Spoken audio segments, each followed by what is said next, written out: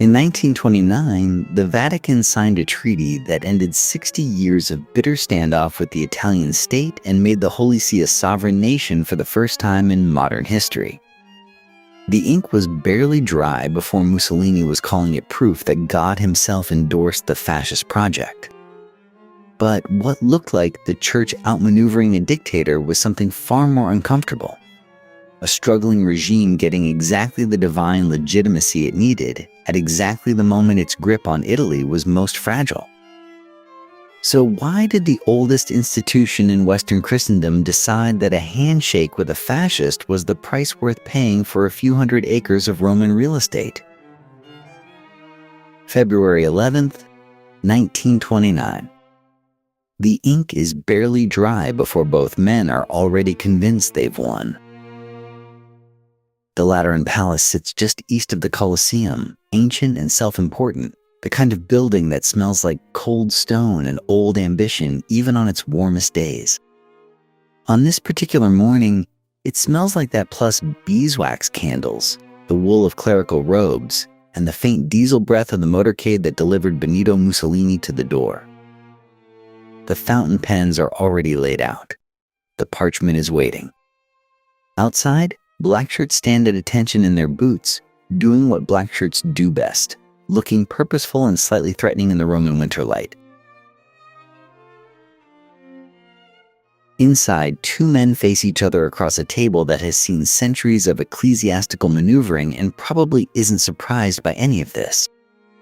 On one side, Cardinal Pietro Gasparri, 76 years old, Secretary of State to the Holy See, a man who had spent decades threading the needle of Vatican diplomacy with the patience of someone who genuinely believes he has eternity on his side. On the other, Mussolini, 45, jaw like a geological formation, a man who had gone from socialist newspaper editor to fascist dictator in roughly a decade and considered subtlety a weakness of the chronically unambitious. They signed the Lateran Treaty, the Concordat, and the Financial Convention. 3 documents. One historic morning. And 60 years of Cold War between the Vatican and the Italian state dissolved with the scratch of a pen. Here is the short version of the 60 years. When Italian nationalists unified the peninsula in 1870, they marched into Rome and took the Papal States, the strip of central Italy the Church had governed as a territorial kingdom for over 1,000 years. Pope Pius IX responded by declaring himself a prisoner in the Vatican, refusing to leave and instructing Catholics not to participate in Italian civic life. This was, by any measure, an extremely awkward arrangement. The Vatican sat inside a capital city whose government it did not recognize, issuing passports to a country that did not officially exist. Imagine your landlord refusing to acknowledge that your apartment building is real. For 6 decades. Then Mussolini came along and offered a solution. He would give the Vatican formal sovereignty over its 44 hectares. He would make Catholicism the state religion of Italy. He would pay roughly 750 million lire in cash and another $1 billion in government bonds as compensation for the lost papal states. The church would get a country, a faith monopoly, and a very large cheek. The Vatican accepted. And here is where the cozy part of the story ends. What Mussolini got in return was, arguably, the better deal. He got the most spiritually influential institution in the Western world signing a document that implicitly legitimized his government. He got Italian Catholics, who were most Italians, receiving a quiet signal from Rome that the regime was, at minimum, workable. He got international headlines framing him not as a bully with a militia, but as a statesman who solved a problem popes and prime ministers had failed to resolve for 6 decades. The Catholic press called it a triumph of civilization. Mussolini called it a concordat. His Foreign Policy Office called it extraordinarily good timing. Cardinal Gaspari believed the church had outmaneuvered a fascist. He had secured real territory, real sovereignty, real money. In purely transactional terms, he was not wrong. The Vatican City that exists today, with its museums and Swiss guards and slightly bewildering postal system, is the direct result of what was signed that morning. But transactions have contexts. And the context here was a dictatorship that needed a blessing, offered one very large cheesecake, and got something more valuable than money in return. What happens when a sacred institution does math with a dictator? The answer is, it depends entirely on who's better at arithmetic. The Vatican thought it was. And to understand why that confidence was so misplaced, we need to understand what Mussolini actually was by 1929 and how he got there. On the 20th of September, 1870, a cannonball punched through the ancient Aurelian Wall at Porta Pia, and the Pope's army surrendered within hours. It was not a long fight. The papal troops were outnumbered, outgunned, and defending a city that Italian nationalists had been circling for years like patient relatives waiting outside a very old man's house. Rome fell before lunch. The Papal States, the strip of central Italy the Church had governed as a territorial kingdom since the 8th century, ceased to exist by afternoon. Pope Pius IX heard the cannon fire from inside the Vatican. He was 67 years old, had already endured 19 years of mounting political catastrophe, and had just that year declared himself infallible. The timing of the universe is rarely kind. His response to the breach was not negotiation. It was theater, and magnificent theater at that. Pius declared himself a prisoner, refused to leave Vatican grounds, and instructed the faithful worldwide to consider the Holy See under occupation. He would not set foot in the city that had stolen his kingdom. He would not attend Italian civic functions. He would not, under any circumstances, acknowledge the legitimacy of the government now operating 2 kilometers from his window. This position became known as the Roman Question, and it was, depending on your perspective, either a principled stand of extraordinary stubbornness or extraordinary stubbornness dressed in principled robes. The Italian government tried to smooth things over in 1871 with the Law of Guarantees, which offered the Pope sovereign honors, a generous annual income, and continued use of the Vatican palaces. It was, objectively, a polite offer. The Vatican rejected it without hesitation, partly because accepting it would mean implicitly recognizing the state making the offer, which was precisely the thing the Vatican refused to do. You cannot accept a gift from a thief without acknowledging the thief exists. Rome understood this. The Vatican understood this. Everyone stood in the hallway for the next 60 years, pointedly not looking at each other. The succession of popes who followed Pius kept the tradition faithfully. Leo XIII, prisoner. Pius X, prisoner. Benedict XV, prisoner. Pius XI, who would eventually be the man to sign the Lateran Treaty, inherited a Vatican that had not had a pope walk freely through Rome since before the Franco-Prussian War. Think about what 60 years of institutional grievance feels like in an organization that measures time in centuries. The Vatican was not merely annoyed. It was structurally wounded. It had lost its territorial sovereignty, its temporal power, and its ability to operate as an independent state rather than a tenant with unusually ornate furniture. Meanwhile, Italian Catholics were caught between their church, which told them the government was illegitimate, and their government, which was very much governing them regardless. The Roman question was not a footnote.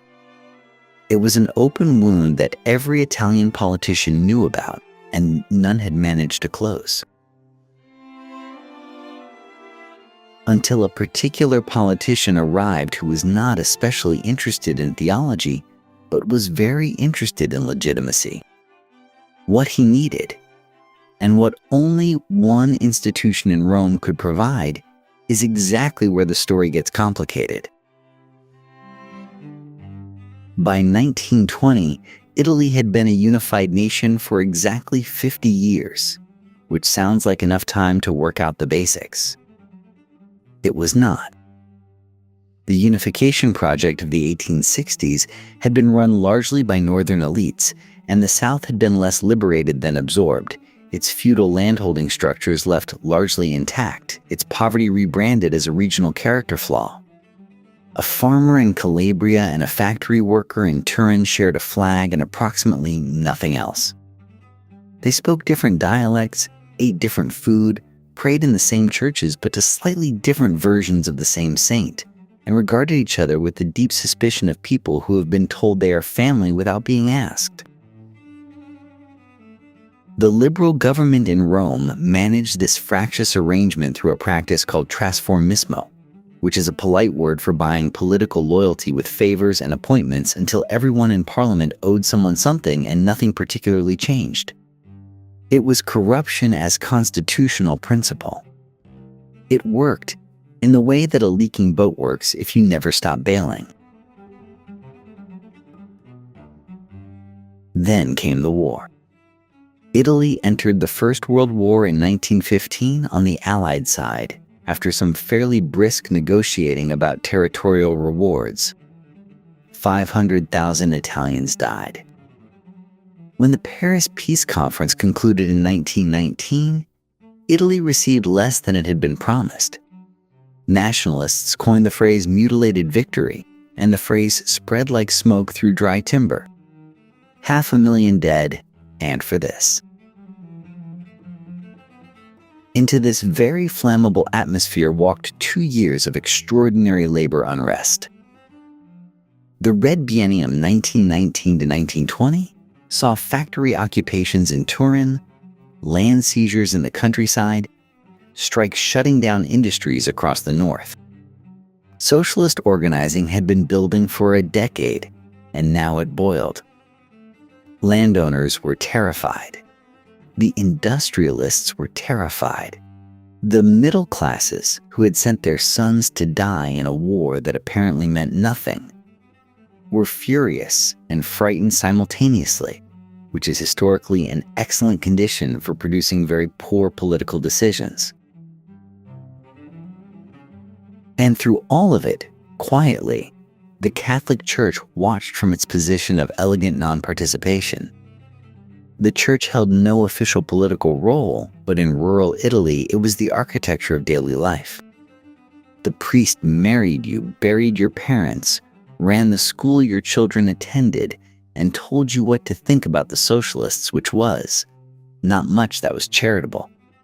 The Vatican's formal exile from Italian politics had not diminished its actual influence. If anything, it had made that influence harder to regulate, because it operated entirely through culture and conscience rather than legislation. Italy needed someone to hold it together. Several people were about to volunteer. Only one of them had the specific instinct for theater that the moment required. On the 28th of October, 1922, somewhere between 25,000 and 30,000 blackshirts converged on Rome in a march that was, by most military assessments, completely stoppable. The Italian army had artillery. It had rifles. It had numerical superiority and prepared defensive positions. King Victor Emmanuel III had a declaration of martial law sitting on his desk, drafted and ready to sign. He looked at it for a while. Then he declined, citing concerns about a potential civil war and possibly also about which way the wind was blowing. Mussolini, who had been waiting in Milan in case things went badly, received the king's invitation to form a government and took the overnight train to Rome. The revolution arrived by rail in a sleeping car. This is worth sitting with. The march on Rome was less a seizure of power than a negotiated surrender by people who could have said no. The establishment decided that Mussolini was manageable, a useful rough instrument to quiet the labor unrest that had been making the previous chapter of this story so uncomfortable. They were wrong in ways that would take years to fully reveal. The new prime minister was 39 years old, had been a socialist newspaper editor barely a decade earlier, and now commanded a coalition government in which his own fascist party held only 4 of the 14 cabinet seats. His mandate was, to use the technical term, extremely thin. He needed legitimacy, and he needed it quickly, before anyone looked too closely at the math. The Acerbo Law of 1923 was his solution. It was elegant in the way that a rigged roulette wheel is elegant. The law stipulated that whichever party won a plurality of the vote in the next election, provided it cleared 25%, would automatically receive 2/3 of the parliamentary seats. This was presented as a reform to prevent governmental instability. It was, in practical terms, a mechanism for converting a minority into a supermajority. Parliament passed it. The establishment, still convinced they were managing Mussolini, helped him build the cage they would eventually sit in. The elections of April 1924 produced the predicted result, accompanied by considerable violence, voter intimidation, and the particular atmosphere of a polling station where armed men are standing nearby looking thoughtful. Then Giacomo Matteotti made the mistake of saying so out loud. Matteotti was a socialist deputy, meticulous and brave in the specific combination that tends to get people killed in certain political climates. On the 30th of May, 1924, he stood in Parliament and delivered a detailed, documented denunciation of the election fraud. He reportedly told a colleague afterward that he had delivered his own eulogy. He was not wrong. 6 days later, fascist thugs abducted him from a Rome street. His body was found in a shallow grave in August. The outcry nearly finished Mussolini. Opposition deputies walked out of Parliament in protest, expecting the scandal to bring the government down. It did not, for reasons that had everything to do with one powerful institution choosing, very deliberately, to stay quiet. That institution had been watching from its walled enclave for 60 years. It was almost ready to make a deal. Benito Mussolini had not been a religious man. He had called priests black microbes in his socialist days and written anti-clerical screeds with genuine enthusiasm. But by 1921, he had discovered something more useful than conviction: performance. The crucifixes went back up in classrooms. Freemasonry, which the church had despised for 2 centuries, was banned outright. Clergy salaries, which the liberal state had quietly let wither, were increased. Religious education crept back into public schools. Mussolini was baptized, church-married, and photographed in proximity to saints' relics with the solemn expression of a man who had done his research. None of this cost him very much. All of it sent a message to the walled city on the Tiber, where a 70-year-old grievance was still very much alive. Pope Pius XI was not a sentimental man.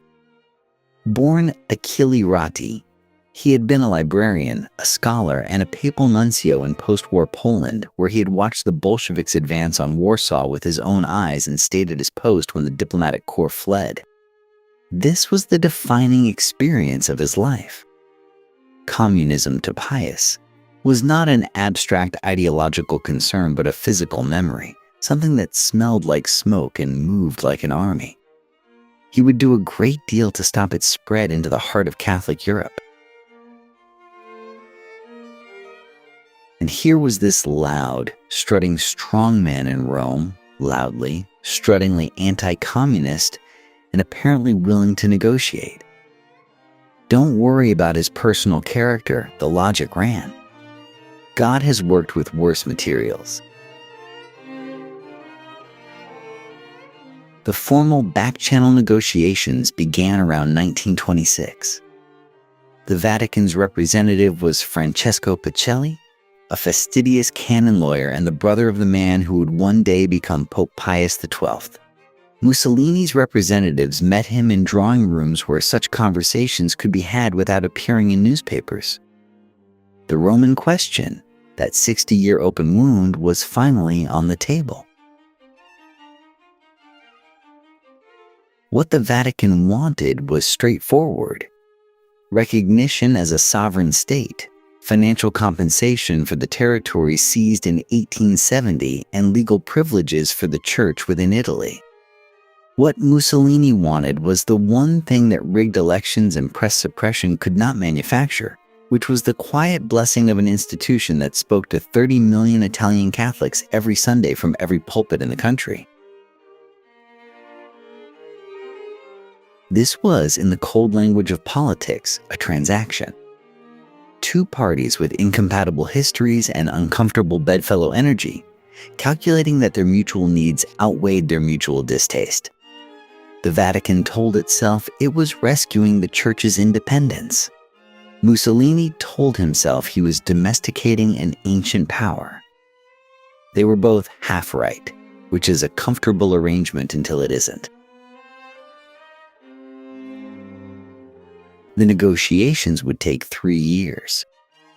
They were conducted with the careful discretion of people who understood that the other side would use any weakness revealed in the room. Francesco Pacelli kept meticulous notes. Mussolini kept his options open. By 1929, they were ready to sign. What they put on paper that February morning would shape Italian life, Vatican diplomacy, and the moral ledger of the Catholic Church for the rest of the century, and the document itself was only the beginning. 3 documents. That is what it came down to, on the morning of February 11, 1929, in the Lateran Palace beside the Basilica of St. John. 3 documents, signed in sequence, each one a different layer of the same architectural achievement. Together they would be called the Lateran Pacts.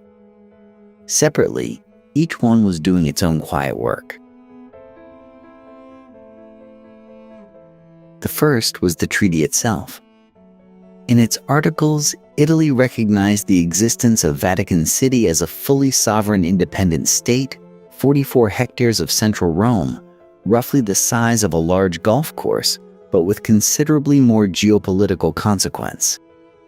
The Holy See had not technically owned a square meter of sovereign territory since 1870. Now it had a flag, a postal system, a railway station servicing approximately 0 regular commuters, and a seat at the table of nations. The Pope was a head of state again. Pius XI, that cool, precise librarian, had waited decades for this. He received it with the calm of a man who had always expected to win. Mussolini, for his part, received something the treaty never quite said out loud: the papacy's formal acknowledgement of the Italian state's legitimacy, including its possession of Rome. The Church had spent 59 years refusing to admit that the capital of unified Italy was legally Italian. Now it did. With a pen. In a palace.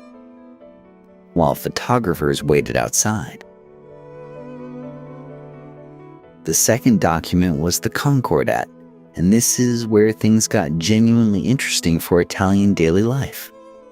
The Concordat regulated the relationship between the church and the Italian state going forward, and it gave the church a remarkable menu of institutional privileges. Catholic religious instruction became compulsory in all public schools, primary and secondary alike. Church marriages received full civil recognition, which sounds pleasant enough until you notice that it also meant church annulments carried legal weight, and Italian civil courts would now defer to canon law on questions of matrimony. The church also retained the right to operate its own schools, its own youth organizations, and its own press in a country where every other independent institution was being cheerfully dismantled. In exchange, the church agreed to stay out of party politics. Bishops would swear loyalty to the Italian state. New appointments would require government approval. The church would be protected. The church would also, quietly, be supervised. Both sides called this a victory. Both sides were reading different documents in their heads. The third agreement was the Financial Convention, and it arrived with the particular clarity that money always brings to negotiations. Italy would pay the Vatican 750 million lire in cash immediately as compensation for the Papal States seized in the Risorgimento. There would also be 1 billion lire in government bonds at 5% interest. This was not a small sum. Adjusted across time, it represents hundreds of millions in modern value, enough to fund the Vatican's institutional operations for decades and establish a financial portfolio that Pius quietly handed to a man named Bernardino Nogara, whose investment decisions would eventually make the Vatican one of the more quietly prosperous financial entities in Europe. The genius of the whole arrangement, if genius is the right word, was its careful ambiguity. Every article that seemed like a concession could also be read as a protection. Every privilege granted could be reframed as a limit. Mussolini told Italian newspapers that he had subordinated the church to the state. The Vatican's own press explained that the church had finally secured its independence from the state. Both statements were technically defensible. Neither was entirely true. Imagine being in that room, watching two institutions that genuinely did not trust each other sign 3 documents designed to make trust unnecessary. It had the atmosphere of a business merger between rivals who plan to undercut each other before the ink is dry. Which, as it turned out, is almost exactly what happened. The documents were signed. The photographs were taken. And within weeks, the man who had just recognized papal sovereignty and the Pope who had just legitimized the fascist state had already begun arguing about what, precisely, they had agreed to. The front pages told the story before anyone had time to think about it. On February 12, 1929, newspapers across Italy ran headlines so warm they practically glowed. The deuce heals the wound of Rome. Italy united at last. The Vatican's own paper, L'Osservatore Romano, called it a providential achievement. Providential.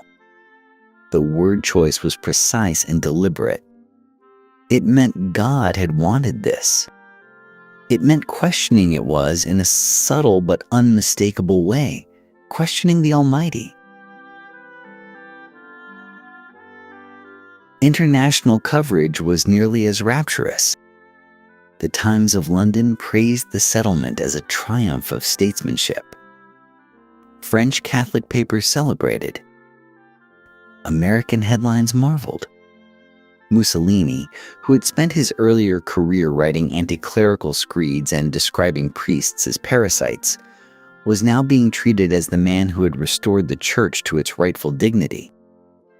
He received this praise with the particular pleasure of someone who has never believed a word of it. The domestic political consequences were swift and enormous. Mussolini's approval, already coerced into respectable numbers by a regime that discouraged disapproval, climbed to something approaching genuine enthusiasm. The Lateran Pacts handed him something propaganda alone could never manufacture, a symbolic accomplishment that ordinary Italians, most of them Catholic, most of them carrying some ancestral memory of the Church's exile from Rome, found genuinely moving. He had done what liberal Italy could not, and what the old conservatives would not. He had brought the Pope home. Then came March 1929. The plebiscite. The regime asked Italian voters to approve a single list of candidates, yes or no, and used the freshly signed pacts as the centerpiece of its campaign. Bishops endorsed participation from the pulpit. The choice was framed, gently but unmistakably, as a vote for Italy, for the Church, and for the man who had united them. The result was 98% in favor. 98% in a country where the ballot was not exactly secret and the alternative was not exactly safe. Don't worry. It gets worse. Mussolini presented this number to the world as a mandate. The world largely accepted it. Not everyone was celebrating, of course. Liberal intellectuals, those still permitted to speak, noted with some discomfort that the Concordat had handed a totalitarian state the theological blessing it had been lacking. The old anti-clerical left, mostly underground by this point, understood exactly what had happened. The Church had just laundered fascism's reputation and received institutional privileges in exchange. A few scattered voices inside the Vatican itself expressed private unease. Cardinals who worried that tying the Church's fortunes to any single political regime was a wager history tended to punish. They were not wrong. They were also very quiet. The celebrated diplomatic genius of Pius XI, the precision and patience, the long game of a man who had spent decades in archives and libraries, had produced something real. It had also produced something that almost nobody was reading carefully yet. The ink was dry. The money was transferred. The cheering continued. And somewhere in Rome, two institutions that had just promised to respect each other's independence were already preparing for their first serious argument. The argument arrived, more or less on schedule, in 1931. Mussolini had been patient about Catholic action, the umbrella network of lay organizations the Church ran throughout Italy, sports clubs, youth groups, social associations, hundreds of thousands of members who gathered under a cross instead of a fasces. He had tolerated it through the late 1920s the way a new landlord tolerates a tenant's furniture, with the clear intention of eventually replacing it with his own. By the spring of 1931, he was done tolerating. Fascist squads, the same kind that had broken socialist offices and liberal newspapers a decade earlier, began closing Catholic youth clubhouses across northern Italy. Windows went first, sometimes. Membership rolls were confiscated. Young men in black shirts stood outside doors that had been locked from the outside, in the particular way that leaves no ambiguity about who holds the key. Pius XI was 73 years old, and he was furious. What emerged from that fury was an encyclical titled Non abbiamo bisogno, issued in June of 1931. The Latin title translates with magnificent ecclesiastical restraint to "we have no need," as in, "we have no need to justify ourselves to you." The text was sharper than that. It condemned fascism's attempt to monopolize the formation of youth. It called the regime's actions a contradiction of the Concordat. It used the phrase statolatry, worship of the state, which is the kind of theological insult that lands precisely because it is so specific. Here is the part worth savoring. Pius knew the Italian press, under regime control, would suppress it. So the encyclical was smuggled out of Italy in a suitcase, handed to foreign correspondents, and published abroad before Mussolini's censors could do anything about it. The Pope had gone to the international newspapers. It was, by any measure, a pointed move from a man who understood leverage. And then, quietly, a compromise was reached. Catholic Action survived. Its youth groups were permitted to continue operating, provided they confined themselves strictly to religious and recreational activities and formally renounced anything that could be called political. The organizations that had once been a kind of parallel civic infrastructure, a seedbed of Catholic social engagement, were trimmed down to something the regime could live beside without feeling threatened. The church kept the furniture. Mussolini kept the house. This was the pattern, and it would repeat. The Vatican would protest, loudly enough to establish that it had protested, and then accept an arrangement that preserved its institutions while conceding the larger field. The encyclical was real. The anger was real. But the bottom line was also real. Pius XI was not willing to sacrifice the legal existence of the church in Italy for the sake of a youth volleyball league, however symbolically important that league might be. It was not cowardice exactly. It was the logic of an institution that thinks in centuries, calculating that survival now enables resistance later. Whether that calculation was correct is a question history would spend the next decade making considerably more uncomfortable. Because the 1930s were just getting started, and the choices ahead would be significantly harder than youth sports. In October of 1935, Italian planes dropped mustard gas on Ethiopian villages. The League of Nations condemned it. 52 nations voted for sanctions. The Vatican, whose global moral authority in that moment was arguably unmatched, said approximately nothing useful. The official position was neutrality. The pastoral reality was something more complicated. Italian bishops blessed departing soldiers. Catholic newspapers described the invasion in terms of civilization being carried to a primitive land. A few voices inside the church dissented quietly. None dissented loudly enough to be heard over the sound of fascist marching bands. This was the bargain making itself felt. The church had purchased legal stability and institutional protection, and now it was being asked to pay in silence, and it paid. Then Mussolini made things considerably more interesting. The Rome-Berlin axis, formalized in 1936 and hardened into the Pact of Steel by 1939, put the Vatican in a position that deserves a moment of appreciation for its sheer geometric unpleasantness. Mussolini had signed the Lateran Accords. Mussolini was now the ideological partner of a regime the church found genuinely alarming. Every accommodation made with one was now entangled with the other, and there was no clean way to pull the threads apart. Pius XI did not like Hitler. He had met him once in 1935 and described the experience with the kind of language a polite elderly man uses when he means something considerably stronger.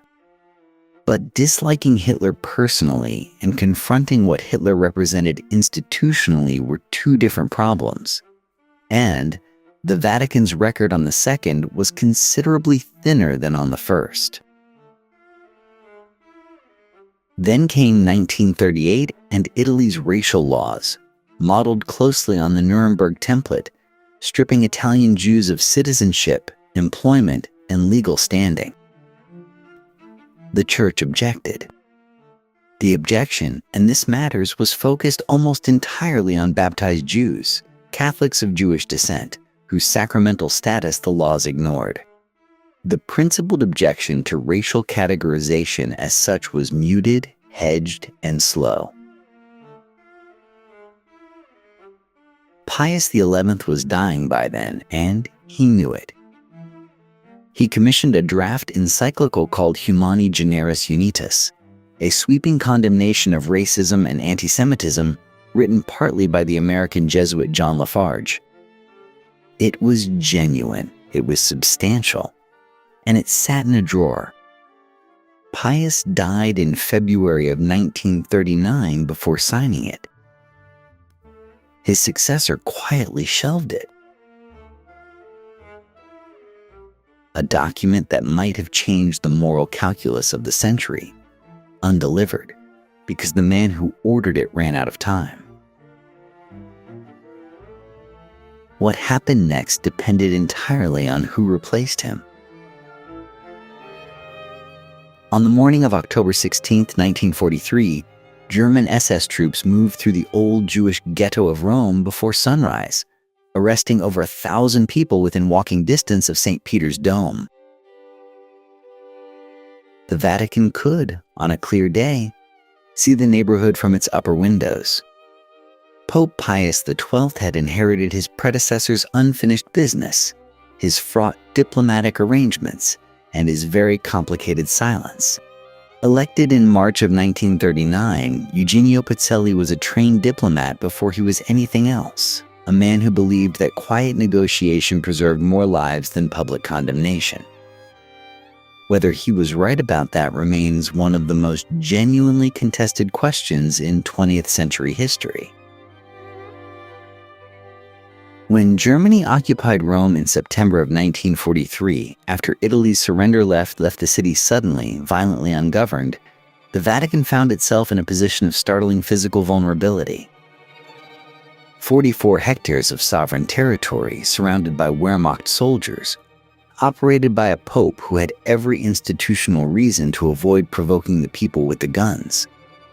The smell of diesel and boot leather had replaced the usual incense and summerstone atmosphere of the piazza. The Swiss Guard, with their ceremonial halberds, were not going to be anyone's first line of defense. And then came October 16th. Pius did not speak publicly. He did not broadcast a condemnation. He directed the Vatican's properties, monasteries, convents, and the extraterritorial buildings protected under the Lateran Pacts to shelter Jewish refugees, and thousands were hidden. He sent a quiet diplomatic protest through his Secretary of State. The deportations slowed, though they did not stop, and historians still argue about how much the protest actually contributed to that slowdown. Here is the uncomfortable arithmetic that hangs over all of it. More than 400 of the people arrested that October morning were murdered at Auschwitz within days. The roundup happened in plain sight of the institutional headquarters of the world's largest Christian denomination, led by a man who had spent decades in diplomatic service and understood, with absolute precision, what Nazi racial policy meant. The defenders argue that public condemnation would have made things worse, endangered the sheltering operations, invited retaliation. The critics argued that the moral authority of the papacy, deployed loudly and without qualification, might have saved lives that silence could not. Both arguments have evidence behind them. Neither argument is comfortable. What we can say with certainty is that the Lateran Pacts, signed to protect the Church's institutional survival, created the very framework in which that survival could be prioritized over everything else. which raises the question of what the church did with that survival once the guns finally went quiet. Benito Mussolini was shot on April 28, 1945, by partisan fighters on the shore of Lake Como, and then driven to Milan and hung upside down from the roof of a gas station on the Piazzale Loreto. It was not a dignified exit. The man who had dreamed of a new Roman Empire ended up displayed like a side of meat above a petrol pump, which history, in its occasional moments of dark poetry, tends to arrange for certain kinds of men. The Lateran Pax, however, were doing just fine. When the new Italian Republic sat down to write its constitution in 1947, the obvious move would have been to bury every artifact of the fascist era and start clean. And yet, Article 7 of that new democratic constitution explicitly preserved the Lateran Pacts as the legal framework governing the relationship between Italy and the Holy See.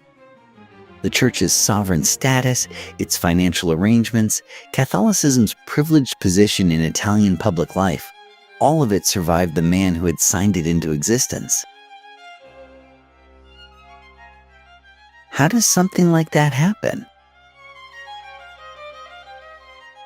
Here is where the story becomes almost comedic if you have a tolerance for political irony. The decisive votes in favor of including Article 7 came partly from the Italian Communist Party. Yes, the Communists. The party of militant atheism, dialectical materialism, and general hostility to organized religion voted to constitutionally protect the Catholic Church's special status in Italy. Their leader, Palmiro Togliatti, made a calculation that would have impressed Machiavelli. The communists needed legitimacy in a country that was overwhelmingly Catholic and deeply suspicious of them. Supporting Article 7 was a way of signaling that they were reasonable, rooted Italian. It cost them nothing, they actually held and bought them something they desperately needed. The Church presumably noted this transaction with interest. So the Pax lived on, embedded now in constitutional bedrock, no longer Mussolini's gift, but the Italian Republic's deliberate inheritance. Catholicism remained the official state religion. The clergy kept their tax arrangements. Catholic teaching stayed in public schools. The whole apparatus, born in the Compromise of 1929, continued operating under the democratic governments that followed. It took until 1984 for that to change. Under Prime Minister Bettino Craxi, Italy and the Vatican negotiated a revised concordat that finally, quietly, ended Catholicism's formal status as Italy's state religion. No more mandatory religious instruction as a default. A softer financial arrangement.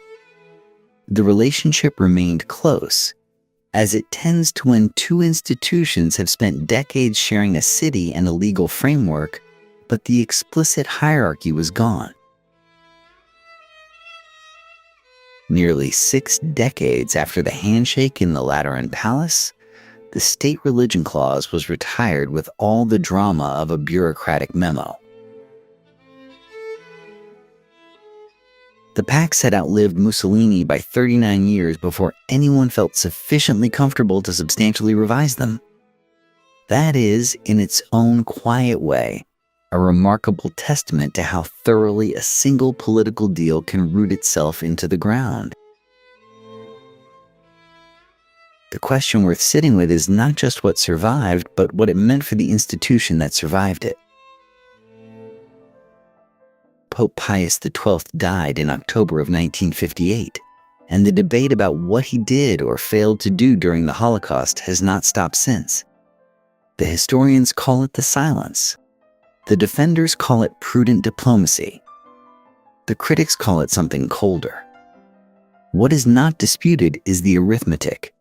6 million dead, and the head of a sovereign state with diplomatic access to every major power in Europe said less, publicly, than many people believed the moment required. The Vatican's files on the wartime papacy were finally opened to researchers in 2020, and scholars are still working through them, still finding things that complicate the picture further. The invoice, it turns out, takes generations to fully itemize. This is what institutional deals cost. Not always immediately. Sometimes the price arrives slowly, in the form of credibility you no longer have when you need it most. And here is where the story stops being specifically about Rome and starts being about something you can read in this morning's news.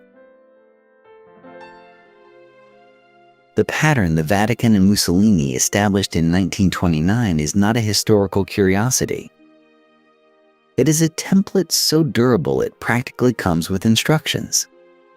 An institution possessing moral authority, facing a powerful and potentially hostile government, decides that survival requires accommodation. A quiet arrangement is reached. Sovereignty is protected, finances are secured, and certain inconvenient questions are not asked too loudly. The institution tells itself this is pragmatism. It tells itself that it can do more good from inside the arrangement than from outside it. It tells itself the alternative was worse.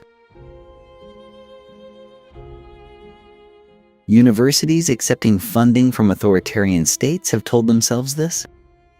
Technology companies building infrastructure for surveillance regimes have told themselves this. Sports organizations hosting tournaments in countries where the athletes they claim to champion would be arrested have told themselves this. The specific currency changes. The logic does not. The uncomfortable truth is that the logic is not always wrong. Sometimes an institution genuinely does more good by surviving a compromise than by making a principled stand that leaves it destroyed. The math is real. It just tends to get presented more generously at the time of signing than it does 40 years later. What the Lateran Pacts created in the most literal sense was the smallest internationally recognized country on Earth. 44 hectares. About the size of a large golf course, sitting inside a city, inside a country, governing itself under a treaty with a man who wore a black shirt and banned opposition parties. The Vatican gained something real: legal permanence, financial stability, a seat at every diplomatic table. What it gave was a kind of moral independence, the freedom to simply say, clearly and without calculation, what it believed. Whether that trade was worth it is a question the institution is still answering. Every time a historian opens another archival box, every time a survivor's testimony resurfaces, every time someone asks why the voice that claims to speak for human dignity was, at a particular moment, strategically quiet. The smallest country on Earth has an outsized history, and the deals that built it echo in every institution that has since looked at power and decided that the paperwork, on balance, seemed reasonable.